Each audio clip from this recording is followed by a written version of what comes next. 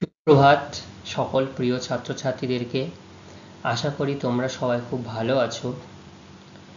আমি জিওগ্রাফির মানস স্যার তোমাদের সামনে ভূগোল বিষয় সম্পর্কে আলোচনা করবার জন্য আমি তোমাদের সামনে চলে এসেছি। আশা করি তোমরা পূর্বের ক্লাসে আমরা যে ক্লাস সম্পর্কে যে অধ্যায় সম্পর্কে আলোচনা করেছিলাম সেগুলো তোমরা বাড়িতে খুব ভালোভাবে অভ্যাস করেছো, প্র্যাকটিস করে এসেছো।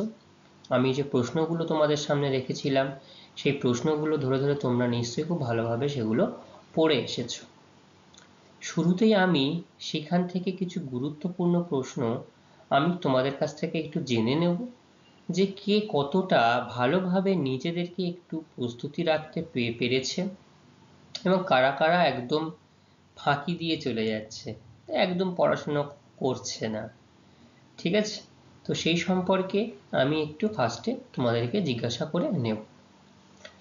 আমাকে শুরুতে একটু বলো যে আমরা যে বায়ুর চাপ নিয়ে কয়েকদিন ধরে আলোচনা করছি, কথা বলছি, এই বায়ুর চাপ মাপা হয় কোন যন্ত্রের সাহায্যে?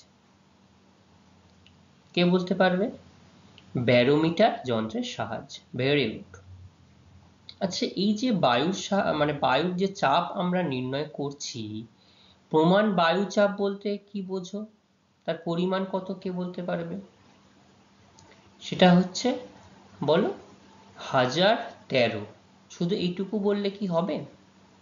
আমাকে পুরোটা বলতে হবে, 1013.25। এবং বায়ুচাপের এককের নাম কি বলেছিলাম আমি? বায়ুচাপের এককের নাম বলেছিলাম মিলিবার, তাই তো? তাহলে আমার সঠিক উত্তর কি দাঁড়ালো? যদি প্রমাণ বায়ুচাপ জিজ্ঞাসা করা হয় তাহলে আমাকে বলতে হবে 1013.25 মিলিবার, তাই তো? আর আমরা আরো একটি গুরুত্বপূর্ণ প্রশ্ন আলোচনা করেছিলাম, সেগুলো ছিল যে বায়ুচাপের তারতম্যের কারণ কি? স্থানভেদে, অঞ্চলভেদে, ঋতু অনুযায়ী বিভিন্ন সময় বায়ুর চাপের পরিবর্তন লক্ষ্য করা যায়, তাই না? তো কি কি পরিবর্তন, কি কি কারণের জন্য ছিল? হ্যাঁ বলো, একটা কারণ বলো আমাকে। উষ্ণতা একটা অন্যতম কারণ, বেশ। আর উচ্চতা একটা অন্যতম কারণ। জলীয় বাষ্প, ভেরি গুড। স্থলভাগ জলভাগের বন্টন, তাই তো? তাহলে এইগুলো হচ্ছে প্রধান কারণ যার জন্য বায়ুচাপের তারতম্যের কারণ আমরা লক্ষ্য করতে পারি, তাই তো? আচ্ছা, খুব ভালো বলেছে সবাই। আচ্ছা, আমাকে কয়েকটি ব্যারোমিটারের নাম বলো, যে ব্যারোমিটার সম্পর্কে আমরা আলোচনা করেছি এবং নির্দিষ্ট অঞ্চলে, এবং নির্দিষ্ট অঞ্চল বলবো না, নির্দিষ্ট জায়গায় নির্দিষ্ট কিছু ব্যারোমিটার আমরা ব্যবহার করে থাকি। ফার্স্টে ব্যারোমিটারের উদাহরণগুলো আমাকে একটু বলো। ফোর্টিন ব্যারোমিটার, টরেসেলি ব্যারোমিটার আর অল্টিমিটার, তাই তো? আচ্ছা, ভেরি গুড। তাহলে এইগুলো ব্যারোমিটার। তাহলে যারা যারা ক্লাসে রেসপন্স করছো বা করেছো, আমি আশা করব তোমরা আগামী দিনেও একই রকমভাবেই তোমরা বাড়িতে নিজেদের পড়াটা তৈরি করবে এবং তারপরেও যদি সমস্যা থাকে আমাকে জিজ্ঞাসা করবে।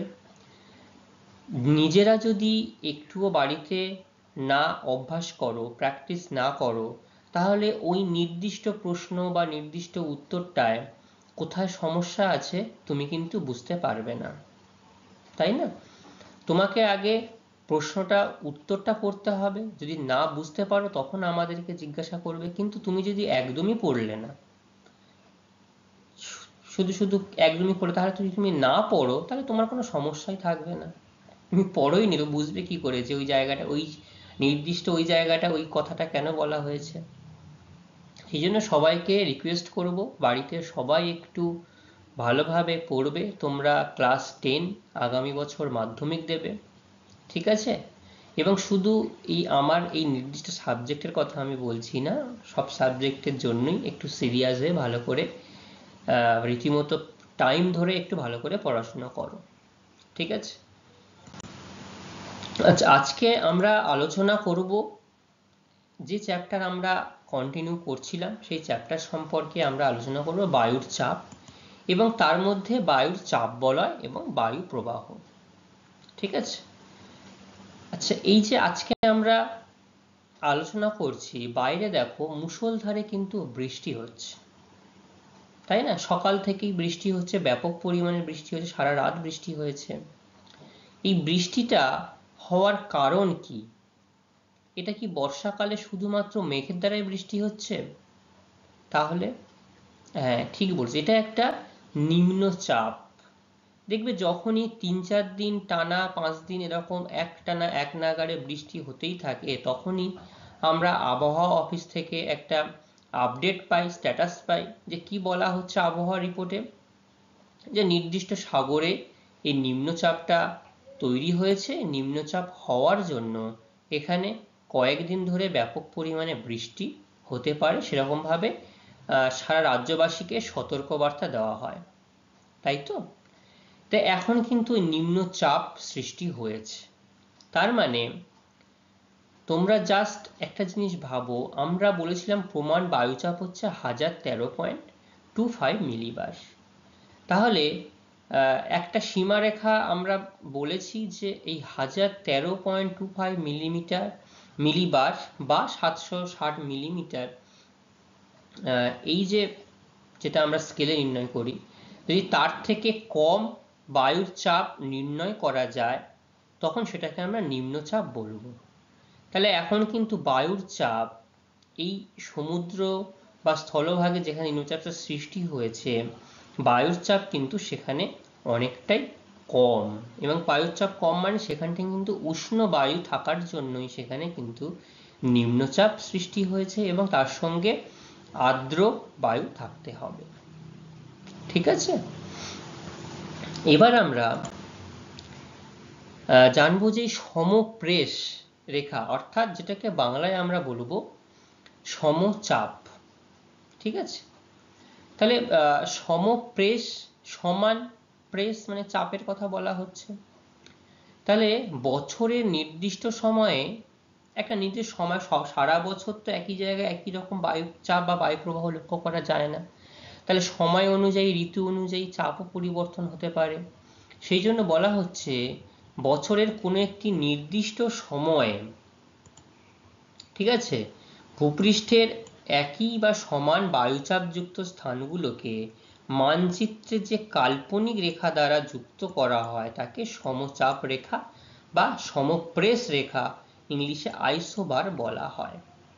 দেখো, আগের দিন যখন আমরা সমষ্ণ রেখা জেনেছি, তাহলে এই রকম ভাবেই কিন্তু সমষ্ণ রেখা টানা হয়েছিল, এটা সমচাপ। তাহলে এখানে এই যে দেখো, এটা 1010 মিলিবার, এটা 1000 মিলিবার, এটা 11, এটা 12, 13, এরকম ভাবে চাপের পরিমাণ বেড়ে গেছে। তাহলে সমান সমান যে একই চাপযুক্ত বৈশিষ্ট্য স্থানগুলোকে মানচিত্রের নির্দিষ্ট একটা রেখা দিয়ে আমরা কল্পনা করে আঁকলাম, সেটাই হচ্ছে সমচাপ রেখা। কি এর বৈশিষ্ট্য রয়েছে? এর বৈশিষ্ট্য হচ্ছে এগুলো অক্ষরেখার সঙ্গে সমান্তরালে পূর্ব থেকে পশ্চিম দিকে এরকম ভাবে বিস্তৃত হয়েছে। ঠিক আছে? নিম্নচাপ বা উচ্চচাপ যদি সৃষ্টি হয়, রেখাগুলো বৃত্তাকারে কিন্তু তখন অবস্থান করে। ঠিক আছে? সমচাপ চক্রাকার বা বৃত্তাকার হলে তাকে বায়ুচাপ কোষ, প্রেসার সেল বলা হয়। দেখো, এখানে বৃত্তাকার একটা অবস্থান, এই একটা বৃত্তাকার অবস্থান লক্ষ্য করা গেছে, কারণ এই জায়গাগুলো জুড়ে দেখা গেল বৃত্তাকার হয়ে গেল।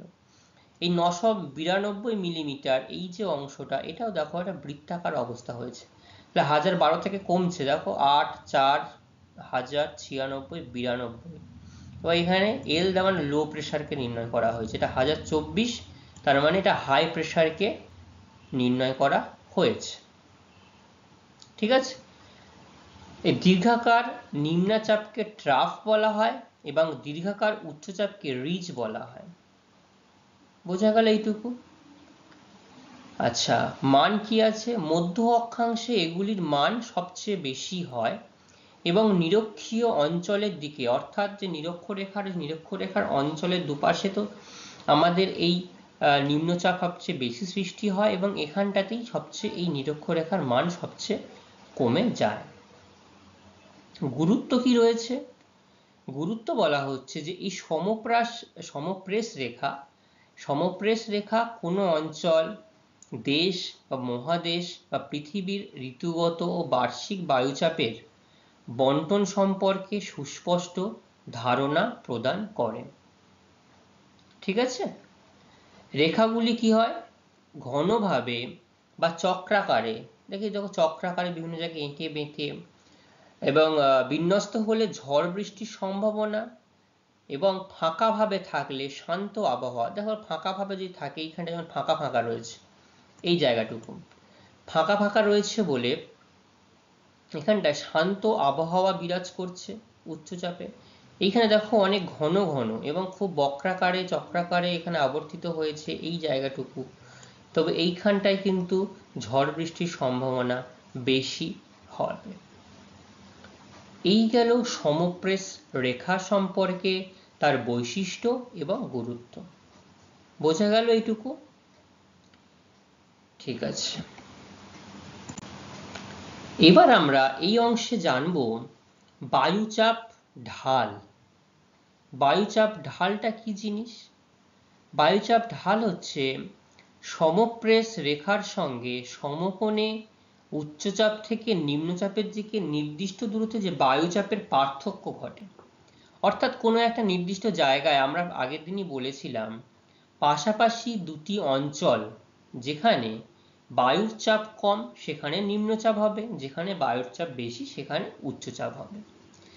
এবং এইখানটায় দেখা গেল বায়ুর উচ্চচাপ থেকে নিম্নচাপের দিকে একটা পার্থক্য লক্ষ্য করা যাচ্ছে, ঢাল লক্ষ্য করা যাচ্ছে, হঠাৎ করে বায়ুর চাপটা কমে যাচ্ছে। ঠিক আছে, সেই জায়গাটাকে আমরা বলবো প্রেসার গ্রেডিয়েন্ট বা বায়ুচাপের ঢাল। দেখো এই যে জায়গাটুকু হাই প্রেসার বলা হচ্ছে, তাহলে এইখানটায় সবগুলো ঘন সন্নিবিষ্টভাবে বায়ুর কণাগুলো এখানে লক্ষ্য করা যাচ্ছে, আর লো প্রেসারের এখানে বায়ুর কণাগুলো ছড়িয়ে ছিটিয়ে বিভিন্ন জায়গায় লক্ষ্য করা যাচ্ছে। ঠিক আছে, এখানেও দেখো এই ছবিটার মধ্যে ওয়ার্ম ওয়্যার, এটা হচ্ছে কুল এয়ার দেখানো হয়েছে। তো এখান থেকে হঠাৎ করে একটা পার্থক্য লক্ষ্য করা যাচ্ছে। ঠিক আছে, এইটা গেল বায়ুচাপের ঢাল। তো বায়ুচাপের ঢালের প্রভাব কি রয়েছে? বলা হচ্ছে বায়ুচাপ ঢালের শক্তি দ্বারা বায়ুর গতিবেগ নির্ধারিত হয়।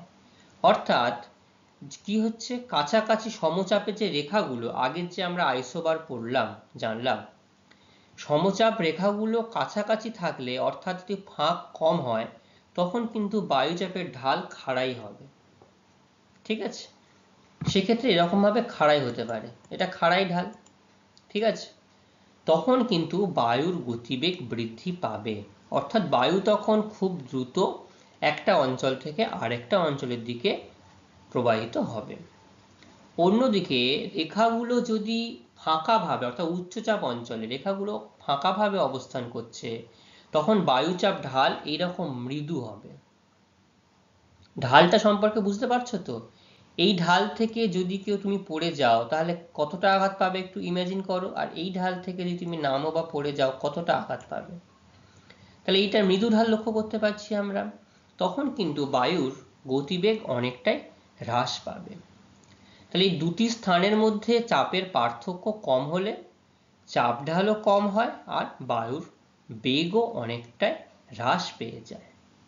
এটা গেল বায়ুচাপ ঢাল এবং তার গুরুত্ব। ঠিক আছে, আমরা তো এতক্ষণ ধরে উচ্চচাপ নিম্নচাপ সম্পর্কে আলোচনা করছি। তো এই উচ্চচাপ নিম্নচাপ পৃথিবীর নির্দিষ্ট কয়েকটি স্থান রয়েছে, সেই স্থানে সারা বছর ধরে কোথাও উচ্চচাপ বিরাজ করে আবার কোথাও নিম্নচাপ বিরাজ করে। তাহলে সমগ্র এই যে গোলীয় পৃথিবী, এই গোলীয় পৃথিবীর চারিদিকে বলয় আকারে এটা অবস্থান করছে। এদেরকে একত্রে কি বলা হচ্ছে? এদেরকে একত্রে বলা হচ্ছে প্রেসার বেল্ট বা বায়ুচাপ বলয়। ঠিক আছে, অর্থাৎ আমরা যেমন কোমরে বেল্ট পরে চারিদিকে একটা আবদ্ধ করে দিই, সেটাও কি করছে, পৃথিবীকে চারিদিকে বায়ু দিয়ে আবদ্ধ করে রেখেছে। এই সমগ্র অংশটাকে বায়ুচাপ বলা হচ্ছে। ঠিক আছে, শ্রেণীবিভাগ করলে কি দাঁড়ায়? শ্রেণীবিভাগ করলে আমরা পৃথিবীর 3টি নিম্নচাপ অঞ্চল আর 4টি উচ্চচাপ অঞ্চল দেখতে পাই। ঠিক আছে, 3টি নিম্নচাপ অঞ্চল কি কি? 3টি নিম্নচাপ অঞ্চল, এইটা হচ্ছে নিরক্ষীয় নিম্নচাপ অঞ্চল। ঠিক আছে, এটা হলো 2 নম্বর, সেটা হচ্ছে তোমার সুমেরু বৃত্ত কুমেরু বৃত্তর প্রদেশীয় নিম্নচাপ বলয়। একটা গেল, দুটো গেল, আর একটা হচ্ছে এটা হচ্ছে কুমেরু বৃত্ত প্রদেশীয় নিম্নচাপ বলয়। 3টি নিম্নচাপ বলয় আমরা তোমাদের সামনে পরিচয় করালাম। আর রয়েছে 4টি উচ্চচাপ বলয়, তাই তো? কোন 4টি উচ্চচাপ বলয়? এই একটা দেখো, কর্কটীয় মকরীয় উচ্চচাপ বলয়, এটা কর্কটীয়, এইটা হচ্ছে মকরীয় উচ্চচাপ বলয়। তাহলে কটা হলো? একটা, দুটো। আর রয়েছে একদম সুমেরু উচ্চচাপ বলয় উত্তরে, আর দক্ষিণে কুমেরু উচ্চচাপ বলয়। 1, 2, 3, 4, তাহলে 4টি উচ্চচাপ দেখানো গেল। তাহলে এইভাবে পৃথিবীর চারিদিকে এই নিম্নচাপ এবং উচ্চচাপগুলি লক্ষ্য করা যায়। তো এদের অবস্থান কোথায় কিভাবে আছে, কত ডিগ্রি অক্ষাংশ অনুযায়ী এরা অবস্থান করছে, এবার সেগুলো আমরা জানবো। এবং এগুলো কেন উৎপত্তি হয়েছে, কেন এই নির্দিষ্ট অঞ্চলকে আমরা নিম্নচাপ বলছি, এইটা ধরো যদি আমরা এটা আলোচনাই করি, কেন এই অঞ্চলটাকে আমরা নিম্নচাপ হিসেবে আলোচনা করছি, উচ্চচাপ নয় কেন? ঠিক আছে, সেইগুলো আমরা এবার আলোচনা করব। তো প্রথমেই এইটা কোন অঞ্চল? নিরক্ষীয় নিম্নচাপ বলয়, অর্থাৎ নিরক্ষরেখার 2 পাশে, তাই তো? তো নিরক্ষীয় অঞ্চলে নিম্নচাপযুক্ত বলয়কে নিরক্ষীয় নিম্নচাপ বলয় বলা হয়। ঠিক আছে, আচ্ছা, আর কি রয়েছে? নিরক্ষরেখার অবস্থান, যেটা অবস্থান যদি আমরা আলোচনা করি, নিরক্ষরেখার 2 পাশে এই অবস্থানটা কিন্তু খুব ভালোভাবে মনে রাখতে হবে। 0 ডিগ্রি থেকে 5 ডিগ্রি অক্ষাংশের মাঝখানে, অর্থাৎ উভয় দিকে 0 ডিগ্রি বলেই দিচ্ছি, নিরক্ষরেখার 2 পাশে, অর্থাৎ যদি এই মাঝখান দিয়ে এই নিরক্ষরেখা যদি সামান্যভাবে এরকম ভাবে দেখাই আমি, তাহলে এর দুটো পাশে উভয় দিকে, এই দিকে 5 ডিগ্রি পর্যন্ত, দক্ষিণ দিকে 5 ডিগ্রি পর্যন্ত, এই যে অঞ্চল, এটা নিরক্ষীয় নিম্নচাপ বলয়। কেন উৎপত্তি হয়েছে বা কেন সৃষ্টি হয়েছে? 1 নম্বর কারণ হচ্ছে উষ্ণ বায়ু। উষ্ণ বায়ু কেন? তোমরাই বলো তো, নিরক্ষীয় অঞ্চলে কেন উষ্ণ বায়ু লক্ষ্য করা যাবে? কারণ এখানে সূর্যরশ্মি সারা বছর লম্বভাবে কিরণ দিচ্ছে। লম্বভাবে কিরণ দিলে কি হচ্ছে? এখানকার বায়ু উষ্ণ হচ্ছে এবং হালকা হয়ে ঊর্ধ্বমুখী হয়ে যাচ্ছে। তাহলে বায়ু হালকা হয়ে ঊর্ধ্বমুখী উষ্ণ হলেই কিন্তু সেটা নিম্নচাপের অবস্থা বিরাজ করে বা লক্ষ্য করা যায়। ঠিক আছে, এবার হচ্ছে আর্দ্র বায়ু। এই যে অঞ্চলে আমরা যখন আগেও অন্য পড়েছিলাম, সেখানে আমি তোমাদের দেখিয়েছিলাম যে নিরক্ষরেখা এখানে স্থলভাগের চেয়ে জলভাগের প্রাধান্য এখানে বেশি আছে, এবং লম্ব রশ্মির জন্য অত্যাধিক বাষ্পীভবন হয়। তো লম্ব রশ্মি পড়ার জন্য বাষ্পীভবনের পরিমাণও বেশি, জল থাকলেই বাষ্পের পরিমাণটা বেশি হবে। ফলে কি হচ্ছে? জলীয় বাষ্পের পরিমাণ বৃদ্ধি পাচ্ছে, বায়ু হালকা হচ্ছে এবং আর্দ্র হয়ে যাচ্ছে। তাহলে আর্দ্র বায়ু মানে নিম্নচাপ অবস্থা বিরাজ করে, এগুলো আমরা আগে জেনে এসেছি। ঠিক আছে, বায়ু বিক্ষেপ, এই যে অঞ্চলটা নিরক্ষরেখার দুপাশের যে অঞ্চল, ঊর্ধ্বগামী উষ্ণ আর্দ্র বায়ু পরিচলন বৃষ্টিপাত ঘটায়। তাহলে এখানটাতেই নিরক্ষীয় নিম্নচাপ অঞ্চলে প্রায় সারা বছর পরিচলন বৃষ্টিপাত ঘটে। প্রত্যেক দিন বিকেল বেলা এখানে কিন্তু বৃষ্টি হয়, এবং এই বৃষ্টিপাতের পরিমাণটা প্রত্যেক দিন ব্যাপক পরিমাণে হয় না, সারা বছর সমানভাবে গড় বৃষ্টিপাত লক্ষ্য করা যায়। তাহলে সেই জন্য বলা হচ্ছে বায়ুর পরিচলন বৃষ্টিপাত ঘটানোর পরে পৃথিবীর আবর্তন বেগও এই অঞ্চলে সর্বাধিক। ফলে এই অঞ্চল থেকে বায়ু কিছুটা ক্রান্তীয় অঞ্চলের দিকে, অর্থাৎ এই ক্রান্তীয় অঞ্চলের দিকে কিছুটা বায়ু কিন্তু প্রবাহিত হয়ে যায়। ঠিক আছে, তাহলে যেই বায়ু চলে গেল তাহলে হালকা হয়ে গেল, চাপ কমে গেল, তার মানে কি অবস্থা সেখানে বিরাজ করছে? নিম্নচাপ অবস্থা কিন্তু লক্ষ্য করা যাচ্ছে। এখানে মূলত তোমার প্রশ্ন আসবে যে পৃথিবীতে কটি নিম্নচাপ এবং উচ্চচাপ বলয় লক্ষ্য করা যায় এবং প্রত্যেকটি চাপ বলয় সম্পর্কে চিত্রসহ আলোচনা করো। তোমাকে কিন্তু ঠিক এরকম ভাবেই প্রথমে নিরক্ষীয় নিম্নচাপ বলয় তার সম্পর্কে লিখতে হবে, অবস্থান এবং উৎপত্তির কারণ তোমাকে এরকম ভাবে মেনশন করতে হবে। আমি এখানে আলাদা আলাদা অংশ রয়েছে বলে প্রত্যেকটা আলাদা ছবি দিয়ে বর্ণনা করেছি, কিন্তু তোমাদের একটা ছবিতেই যদি এই ছবিটাই যদি তোমরা দেখাও, এই ছবিটাতেই কিন্তু তোমাদের 7টি বায়ুচাপ বলয় তোমরা এখানে নির্দিষ্ট করে চিত্র করতে পারবে। ঠিক আছে, এই যে নিরক্ষীয় নিম্নচাপ বলয় আমরা বললাম, এই নিরক্ষীয় নিম্নচাপ বলয়কে অর্থাৎ কোথা থেকে কত অবধি, এই 5 ডিগ্রির মধ্যে যে অঞ্চলটি রয়েছে এটাকে আমরা শান্ত বলয় বলা হয়। কেন শান্ত বলয়? শান্ত কাদের বলা হয়? যারা দুষ্টুমি করে না, যে অঞ্চলে সেরকম ভাবে ঝড় ঝঞ্ঝা বৃষ্টিপাত সেভাবে লক্ষ্য করা যায় না, সেজন্য শান্ত বলয় হয়। প্রশ্ন হচ্ছে নিরক্ষীয় নিম্নচাপ বলয়কে শান্ত বলয় বা একটা নতুন শব্দ ডোল ড্রামস বলা হয় কেন? ঠিক এরকম ভাবে কিন্তু পরীক্ষায় প্রশ্ন আসে। কেন হয়? নিরক্ষীয় অঞ্চলে জলভাগের পরিমাণ বেশি, মানে আধিক্য বেশি, সারা বছর সূর্যরশ্মি সেখানে কি করছে? লম্বভাবে কিরণ দিচ্ছে, ফলে সেখানটার বায়ু উষ্ণ হচ্ছে, আর্দ্র হচ্ছে, জলীয় বাষ্পপূর্ণ বায়ু মানে আর্দ্র বায়ু, হালকা হচ্ছে, হয়ে সর্বদা ঊর্ধ্বমুখী হচ্ছে। এবং হওয়ার জন্য, এবং এখানে যেহেতু লম্বভাবে কিরণ দিচ্ছে, এখানে একই রকম উষ্ণতাই সারা বছর লক্ষ্য করা যায়, তাই জন্য এখানে বায়ুচাপের ঢাল লক্ষ্য করা যায় না এবং এই ভূপৃষ্ঠের সমান্তরালে কোনো বায়ু প্রবাহ হয় না, যদি থাকে সেটা খুবই মৃদু। আমরা যখন বায়ুর প্রবাহটা বেশি লক্ষ্য করি তখন দেখা গেল বায়ুচাপের ঢালটা খুব খাড়াই হয়ে গেছে, অর্থাৎ উচ্চচাপ অঞ্চল থেকে নিম্নচাপের অঞ্চলের দিকে বায়ু প্রবাহ হয়।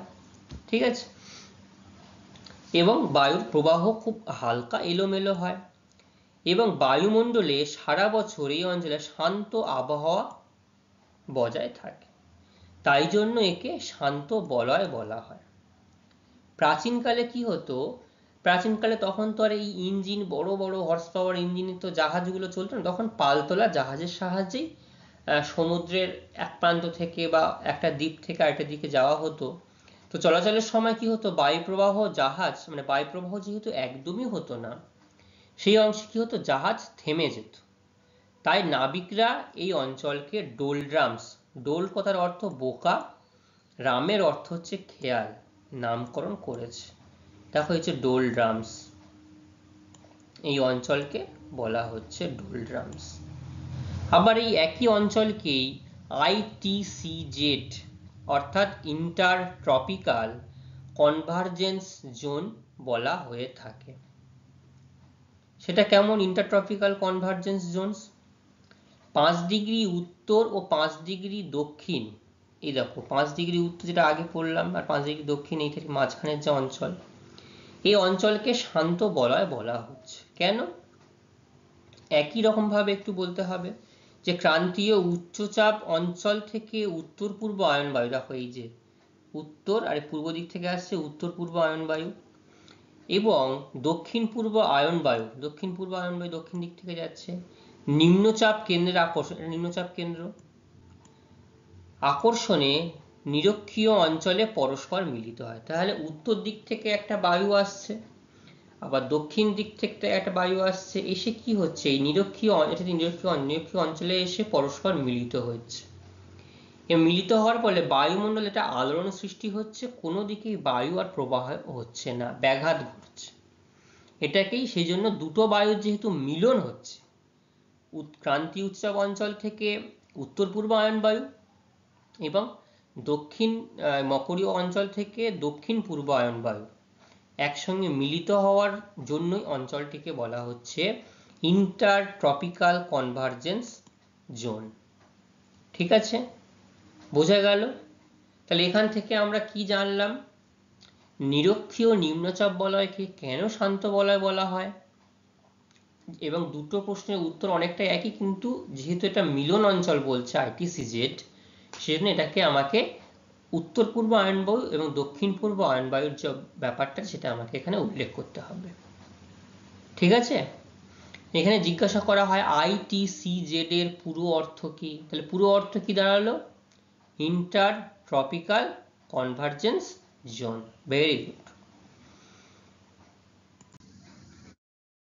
এইবার আমরা তাহলে একটা তো নিম্নচাপ অঞ্চল পড়লাম, নিম্নচাপের পরেই এবার ঠিক আসবে উচ্চচাপ অঞ্চল। কি উচ্চচাপ অঞ্চল? কর্কটীয় ও মকরীয় উচ্চচাপ বলয়। ঠিক আছে, দুই ক্রান্তীয় রেখা সংলগ্ন, তো ক্রান্তীয় রেখা, দুটি ক্রান্তীয় রেখার মান কত? 23.5 ডিগ্রি উত্তর আর 23.5 ডিগ্রি দক্ষিণ। তাহলে দুটি ক্রান্তীয় রেখা সংলগ্ন উচ্চচাপ যুক্ত দুটি বলয়কে, এই উচ্চচাপ যুক্ত বলয়কেই উত্তর গোলার্ধে কর্কক্রান্তি রেখার কাছে কর্কটী উচ্চচাপ বলয়, তাহলে এটাকে কর্কটী উচ্চচাপ বলয় বলা হচ্ছে। আর এটাকে বলা হচ্ছে মকরীয় দক্ষিণ গোলার্ধে মকরক্রান্তি রেখার কাছে মকরীয় উচ্চচাপ বলয়। বোঝা গেল কোন জায়গাটা দেখানো হচ্ছে? অবস্থান কি রয়েছে? অবস্থান হচ্ছে 25 ডিগ্রি থেকে 35 ডিগ্রি অক্ষরেখা। এই যে 25 ডিগ্রি থেকে 35 ডিগ্রি অক্ষরেখার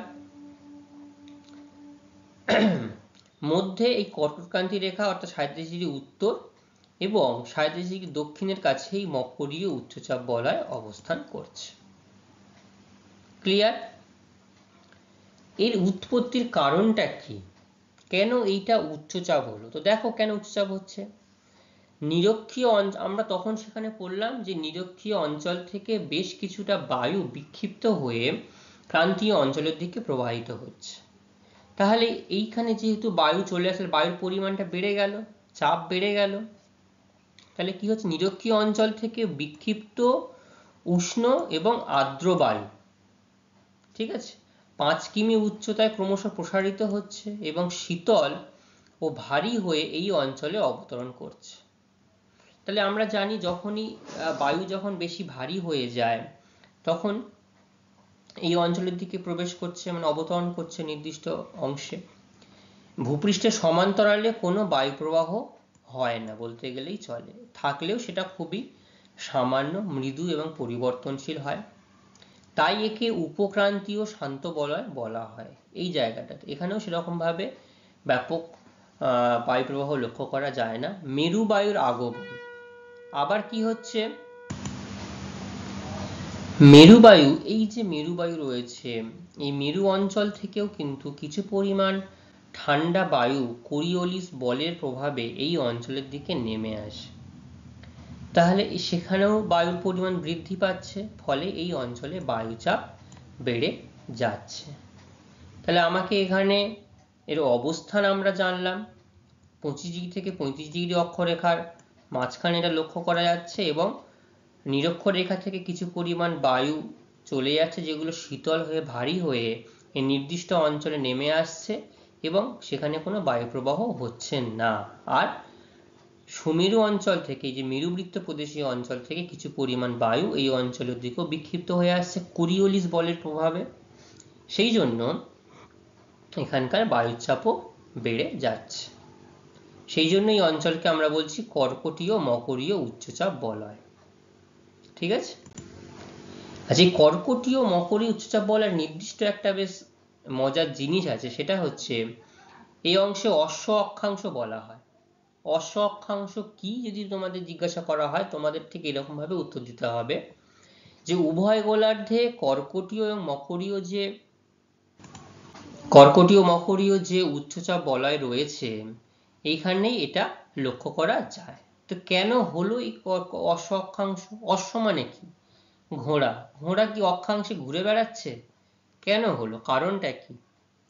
ব্যাপারটা হচ্ছে, যখন প্রাচীন যুগে যখন নাবিকরা যখন একটা অংশ থেকে আরেকটা অংশে যাতায়াত করতো, তো তখন তো আর এরকম ভাবে ব্যাপক উন্নত প্রযুক্তির ইঞ্জিন ছিল না।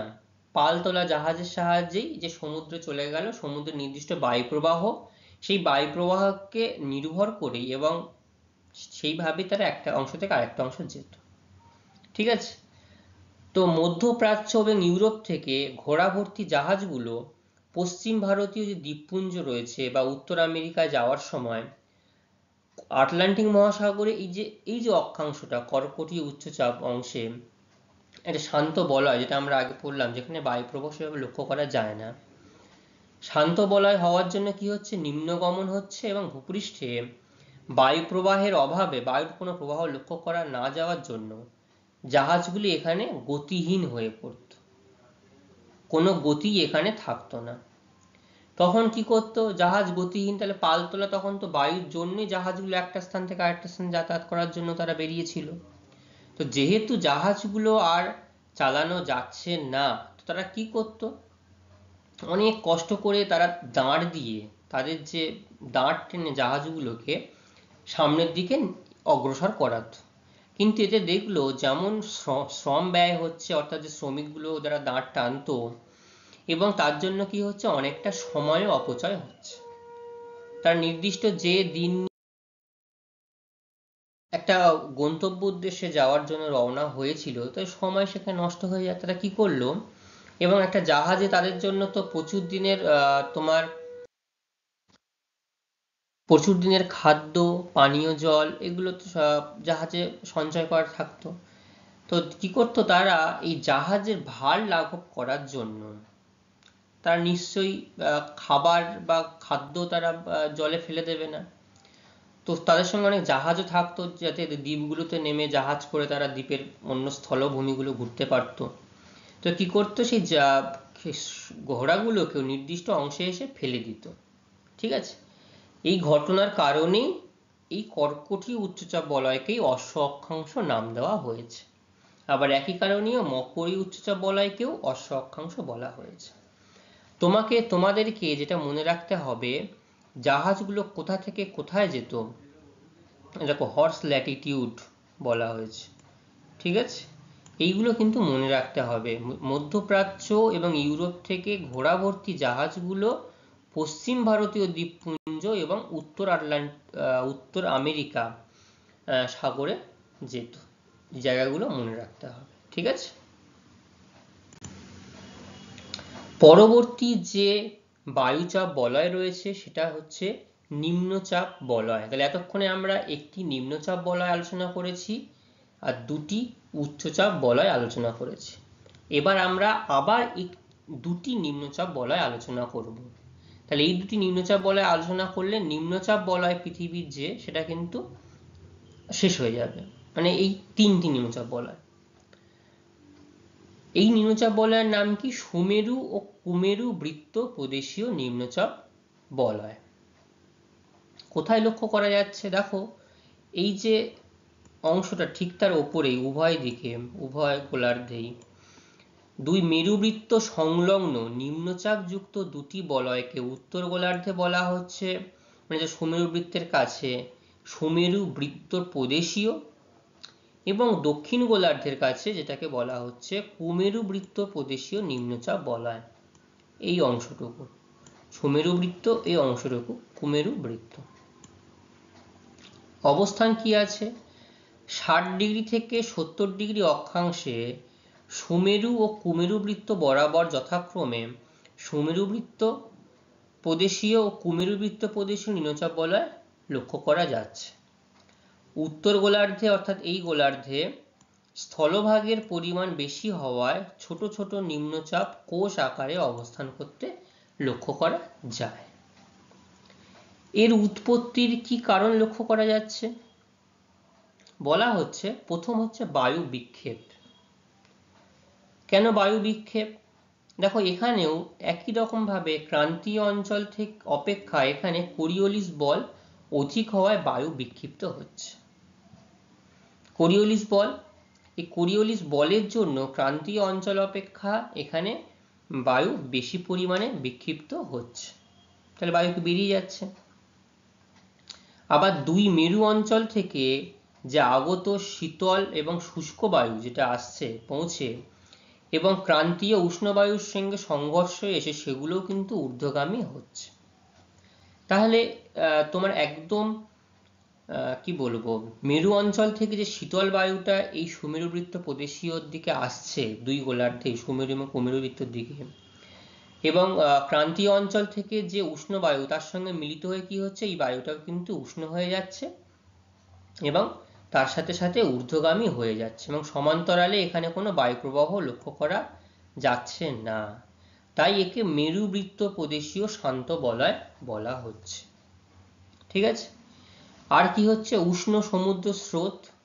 উষ্ণ সমুদ্র স্রোত এই ক্রান্তীয় এবং উপক্রান্তীয় অঞ্চল থেকে কি হচ্ছে, তাপ বহন করে নিয়ে আসছে।